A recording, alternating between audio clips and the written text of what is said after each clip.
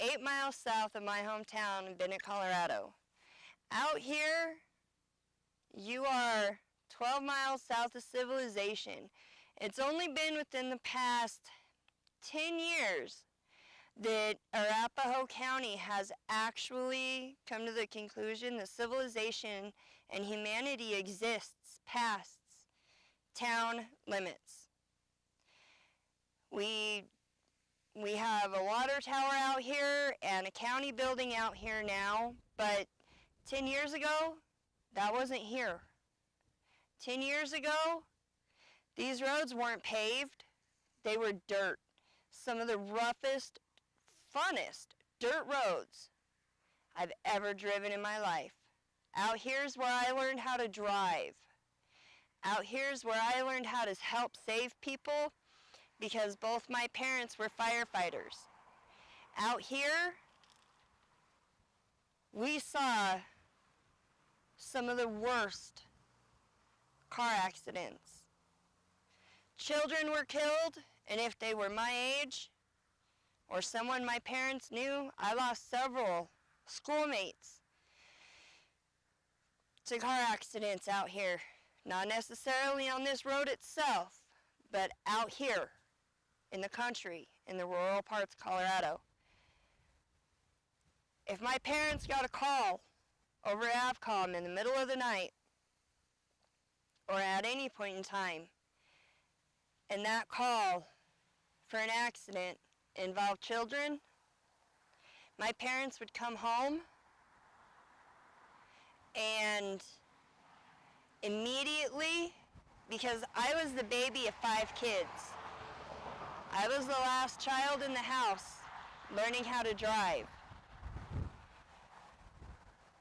They'd come home, and if there was a kid that was killed in a car accident, whether it be a rollover,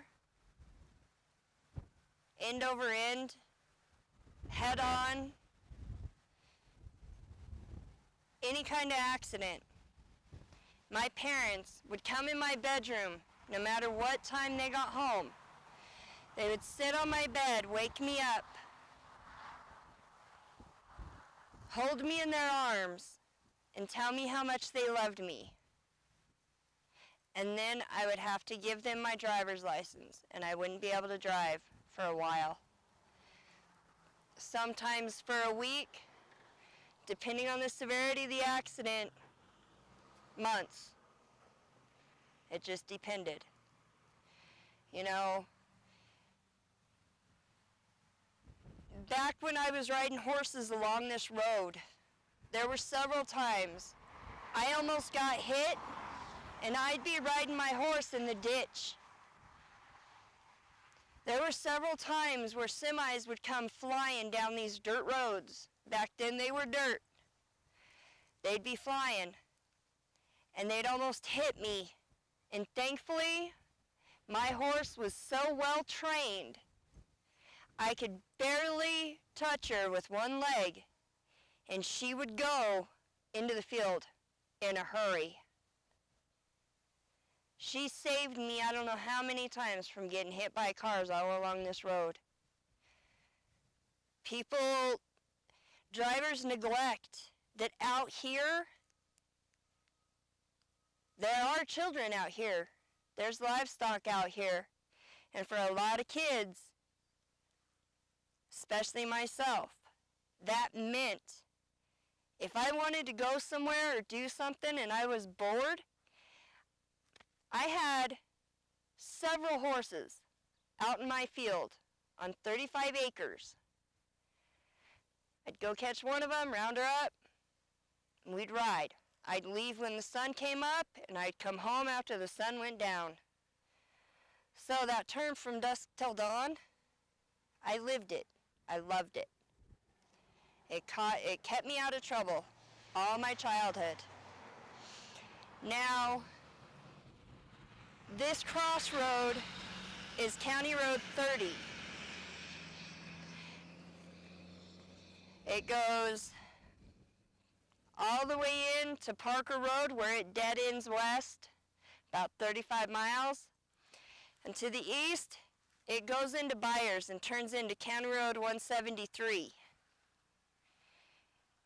There's no civilization out here. There is, but it's spattered. People live here, there, everywhere. But this is their way of life. This road that runs north and south is County Road 129. Or, as they renamed it 10 years ago, Brick Center Drive or something like that. Yeah, South Brick Center Road. Even though they renamed it, it doesn't matter. A name is a name, numbers are numbers. It's all just a dot on the map. But they have these lights up now. Going north and south is stop. Going east and west is yellow for slow because it's an intersection. That doesn't mean anything to anybody. People will slow down, if at all, going through this intersection, whether they're going to go straight north or straight south or turn east or turn west. They might slow down, they might look, or they might not. They may just floor it and do what's called a California stop. And that happened, unfortunately, to a mother and her young son, who I believe was 7 years old. Not too long ago, her and her son were driving this road, County Road 30, and there was another vehicle. They were about right here at this intersection when another vehicle ran the stop sign, T-boned that mom and her child. Mother was dead instantly. Her son was in a coma for several days before his dad decided that enough was enough and pulled life support. And behind me, and kind of behind that telephone pole, there's two crosses. Those crosses represent the two frail lives that were lost in this intersection. Sad but true, because of some negligent driver, a mother and her young son were killed. Why are you going to be negligent? Why not stop? You're only supposed to stay stopped for 3 to 10 seconds. Look both ways, and then slowly push on the accelerator and go. What's so hard about that? What is so time pressing that you have to run a stop sign and risk your life and the lives of others? There's no reason for it. That is straight up negligence. Complete negligence on everybody's part. Stay stopped. Are you in that big of a hurry where you're going to spend years in prison for killing somebody because you didn't stop? Would you rather stay out of prison and live your life and see your family instead of being convicted of vehicular homicide? If I were you, I would heed that stop sign and I would stay stopped. 3 to 10 seconds. How far are you really going to go in those few seconds? It's not worth it. Don't do it. Don't do a so-called California stop where you yield. There's a place for yield signs. There's a place for stop signs. There's a place for stop lights. And unfortunately, the negligence of some costs others their lives. And it's sad, but it's true. And it does happen every day Many people are killed in car accidents. Some of them are pure accidents. Some of them are negligence. And it's up for you to decide. Now, another crazy thing, back before the fire station number 4 was out here, which is not even half a mile from where we're standing, before that fire station was ever out here, and my dad helped build it, there was a man. You're 8 miles south of Bennett if you come straight south on 129. You're 8 miles. If you're coming from Aurora, you're 30. If you're coming from Strasburg, 35. Well, no, 25. It just depends on where you're coming from. But right across from where my pickup is parked, back in the early 1990s, there was a man who was so distraught over something that went wrong in his life. And he came out here to the middle of nowhere, to no man's land, drew a gun, and shot himself in the head. Had somebody I know not been on their way out to our house that night, him and his vehicle would not have been seen probably for another day. But his suicide was phoned in, and unfortunately, it is what it is. But he shot himself literally right across from where my pickup is parked. Another thing that I know has happened out here. West on County Road 30, probably 5 miles, 4 or 5 miles. This all used to be nothing but dirt roads. Very, very poorly maintained dirt roads. That if you were driving too fast or even too slow, speed limit, didn't matter. Sometimes the washboards would shoot you straight off the road and into a ditch. I've been one of those drivers where I was doing under the speed limit. I hit washboard, and the washboard on the road sent me and my car off into a field. That was the day after I got my driver's license. But anyway, a few miles west of here, the pavement used to stop and it would turn to dirt. It would turn to a dirt road. The road would narrow. Now out here, you know, you're miles away from town. There's rarely ever cops out here. So, kids from Denver, Aurora, wherever, used to love to come out here and chase a lot of urban legends. And unfortunately, some of those people never went home. Some of those children never went home. Now, when I was roughly 16 and a half, I had a gray Oldsmobile car.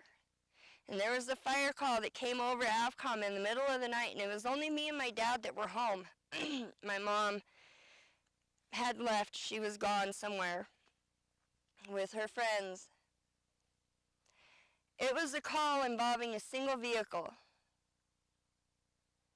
It wasn't very far from my house.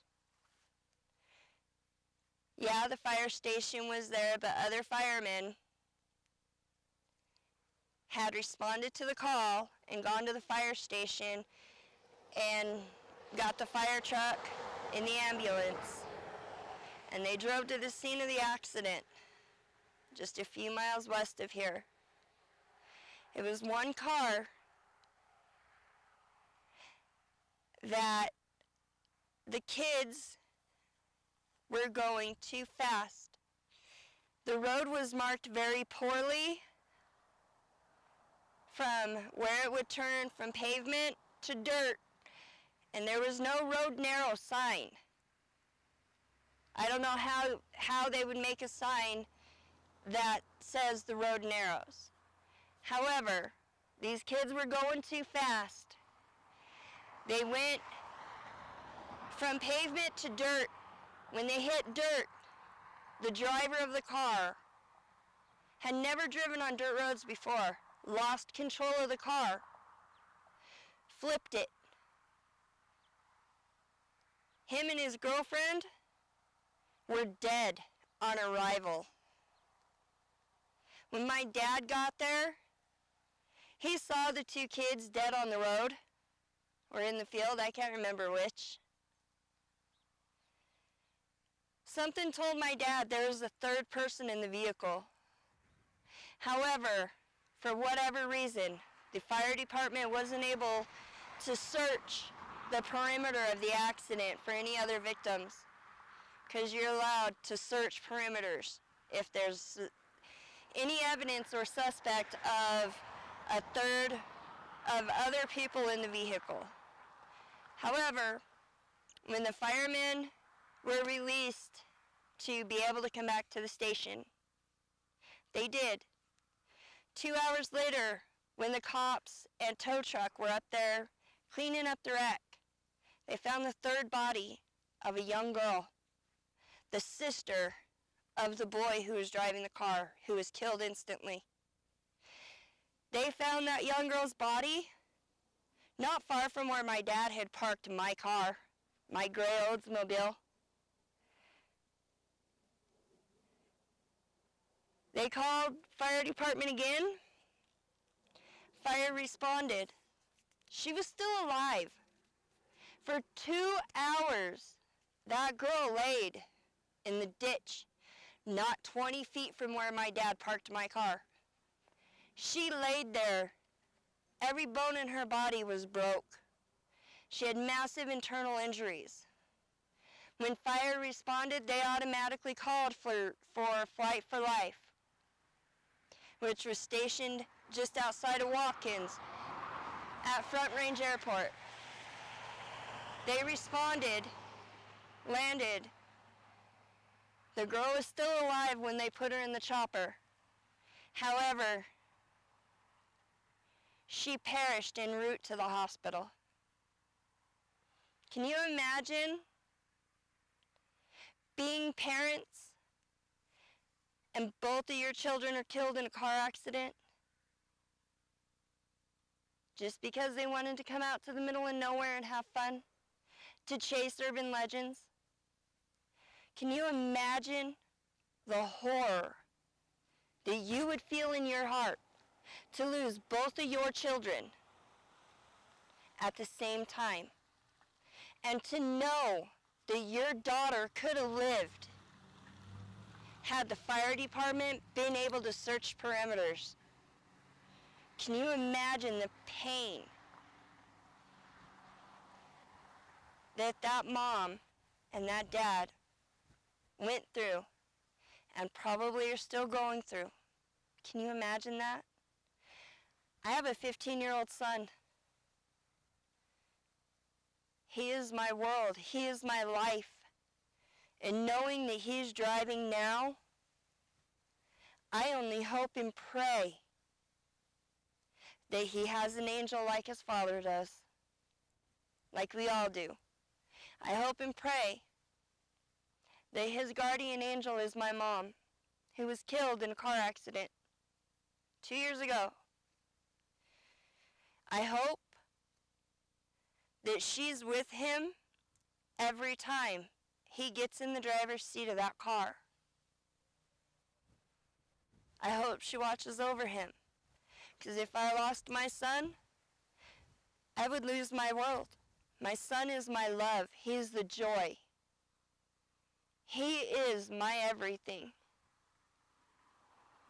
If you're a parent, you know how much your children mean to you and what you would do for your children. So just imagine what it's like to not know exactly where your kids are going or what they're doing. And then to get that phone call that you need to identify your children's bodies. That is what happens, and it happens every day. Now, when this road, when County Road 129 and County Road 30 were all dirt, I was in a car accident 1.5 miles north of where we're standing right now. The roads weren't very well maintained. I mean, they got graded maybe once a month, once every 4 months. Whenever the county got to it, they did it. My mom, we had just gotten back from vacation to California. We had just come home. My mom decided to take my brother, my sister, myself, and the neighbor to the pool in Bennett back when it was an outside pool at the school. It was in July. She took us to town, and on our way to town, which is 12 miles from where I grew up to Bennett, on our way to town, we passed a road grader who was grading the road. Okay, no big deal. However, on our way home, about 3 o'clock that afternoon, on a warm July day, we had stopped to go between two cars that were parked on a hill, talking. We slowed down to maybe 5 miles an hour to go in between these two cars. Don't ever stop on a hill to shoot the breeze with your neighbor. Pull off to the shoulders, meet in a field or on the opposite side of your car, and then shoot the breeze. Don't do it in the middle of the road. So, when we were barely picking up our speed to go back up the hill, up here to the stop sign, we were barely picking up speed, we were coming over a bridge. Well, the road grader had dug something sharp up out of the ditch and had brought it up onto the road as he was grading. Whatever it was that he pulled up blew. It punctured both passenger tires on our car, an old 1970-something ugly green Plymouth. It blew the tires, and my mom, all of a sudden, she said it felt like we were driving on ice, and we got shot off the road the second my mom tried to hit the brakes, or tried to pump the brakes, so that we could stop. Something was definitely wrong. We got shot off the bridge, we spun around, and I had put my foot up on the dash, because in those old cars, there weren't seat belts. I put my foot up on the dash, my right leg, to keep me in the car. Thankfully it worked. But I snapped my femur when the front of the car hit that bridge. It snapped my femur on my right leg. It looked like I had a big basketball on my leg. That's it. Everybody but me got out of the car. My mom come over to the window. She looks in and she goes, "Come on, baby girl, get out." I had an ugly pink and black Betty Boop skirt on over my bathing suit. And I told her, I said, "I can't, Mommy, I can't move." She goes, "Why, baby? Why? What's wrong?" I said, "Mommy, I think I broke my leg." She lifted my skirt up. My head was gushing blood from where I had hit the windshield of the car. And she put my skirt back over my leg. She goes, "Okay, baby, I'm going to go get help. Put pressure, apply pressure to your head because you're bleeding really bad." Next thing you know, our fire department really didn't know how to use their equipment. And this was in, I believe, 1990 or 1991. And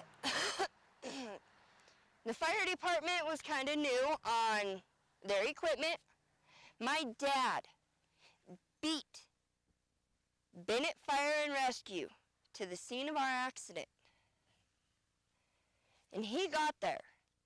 And the fire department come down the ditch. They had everybody else up on the road.